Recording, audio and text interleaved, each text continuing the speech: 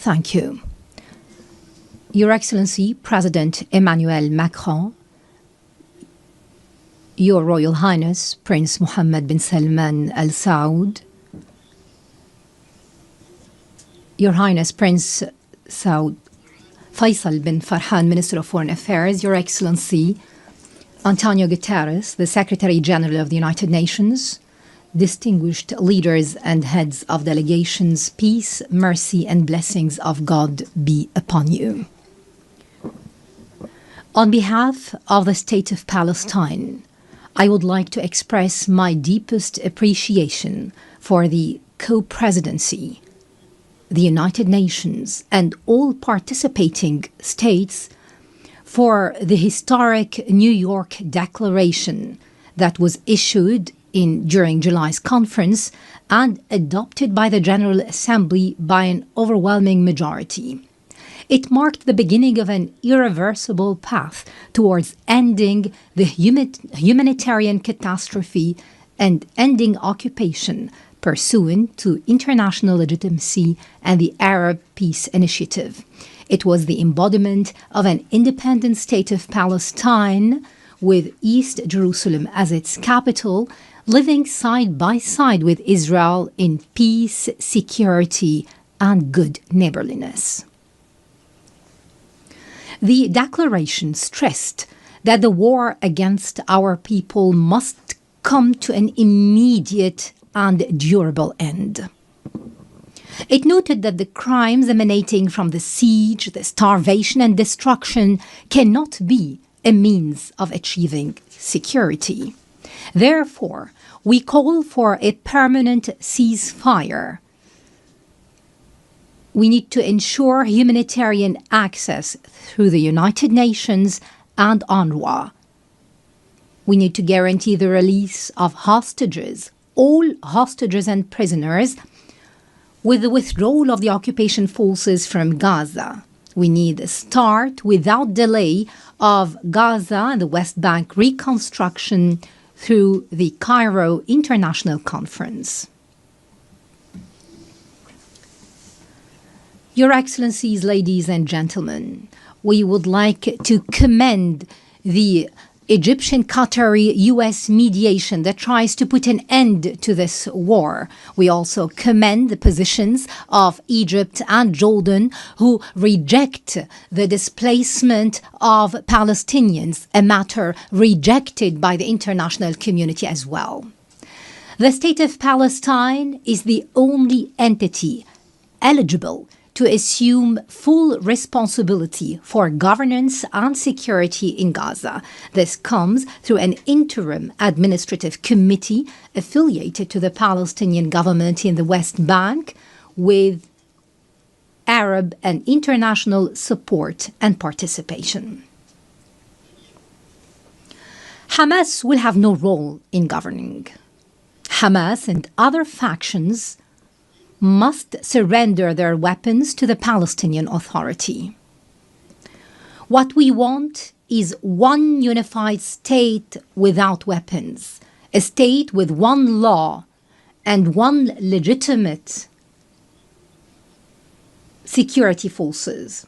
We stress our condemnation of the occupation's crimes. We also condemn the killing and detention of civilians, including Hamas's actions on October the 7th, 2023. On the other hand, we call for an end to the settlements, the annexation, settlers' terrorism, and the attacks against Islamic and Christian holy sites. We condemn the occupation policies that isolate Jerusalem, Al-Quds, and expand construction on Area E1. We condemn the Israeli narrative on Greater Israel, which flouts international law. It represents a direct threat to Arab national security and international peace. This comes in addition to the brutal aggression against the sovereignty of the brotherly state of Qatar and other Arab countries. This necessitates a firm, deterrent international stance. Ladies and gentlemen, the State of Palestine continues to adopt a comprehensive reform agenda promoting governance, transparency, the rule of law, and the reform of the financial system. It also works on the reform of educational curriculum in line with the UNESCO standards, and this will be achieved within 2 years. We're establishing a unified social welfare system after the abolition of all previous payments to the families of prisoners and martyrs. This system is currently undergoing international audit by a specialized international firm. We underline our commitment to organize presidential and parliamentary elections after the end of the war, and within 1 year. We will draft an interim constitution within 3 months to ensure the transfer of power from the authority to the state. This will ensure that no party or individual will participate unless they adhere to the political program and the international commitments of the Palestine Liberation Organization and the rules of international legitimacy. The elections will be held under international observance. Ladies and gentlemen, we desire a modern democratic state based on the rule of law, pluralism, power sharing, equality, justice, and the empowerment of women and youth. We commend the positions of those countries that recognized the State of Palestine.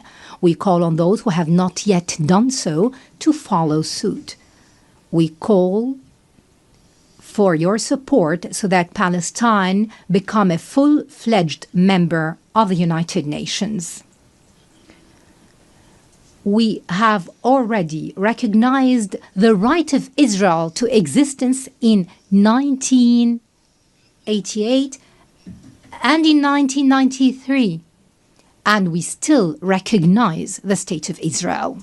In this vein, I would like to thank France, Britain, Canada, Australia, and Belgium, in addition to Portugal, Luxembourg, San Marino, and Andorra, and other countries that have been mentioned by His Excellency, the President of France.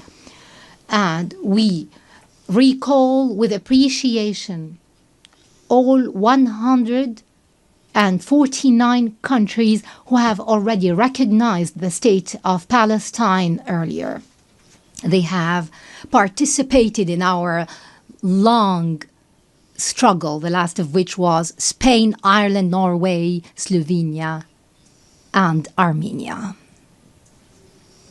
We would also like to commend the important role of the presidency of this conference, the Kingdom of Saudi Arabia and France, as well as Britain, in galvanizing more international recognition. We'd also like to thank all participating countries in this conference for their important role, issuing the New York Declaration and taking irreversible steps to bring about durable peace based on the two-state solution and based on international legitimacy.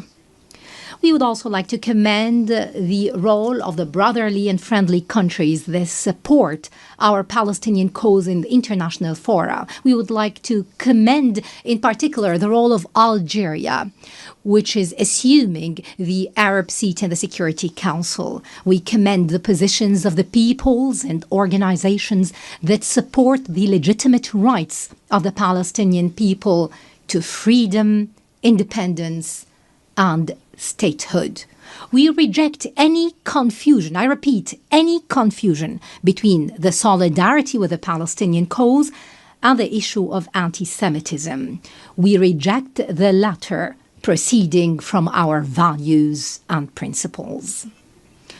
We would also like to express our readiness to work with the US President Donald Trump, with Saudi Arabia, France, and the United Nations and all partners to implement the peace plan adopted during this conference within a specific timetable with international guarantees and monitoring. This would open the gates towards a just peace and comprehensive regional cooperation. In this regard, I call upon Israel to immediately sit on the negotiating table, to put an end to this bloodshed and bring about just and comprehensive peace. And I address the Israeli people saying, our future and yours banks on peace. Enough violence and war. Our generations deserve to enjoy freedom and security. Let the people in our region live in durable peace and good neighborliness. And I would like to seize this opportunity to address all the Jews in the world, wishing them a good new year. And to our patient Palestinian people in their homeland and everywhere, I would like to tell you that the dawn of freedom and liberty is coming, no doubt. That day, ladies and gentlemen, is the day of the State of Palestine and the start of the peace process in the Middle East. We hope that we will call very soon to an international conference that will bring about this matter. Peace and blessings of God be upon you.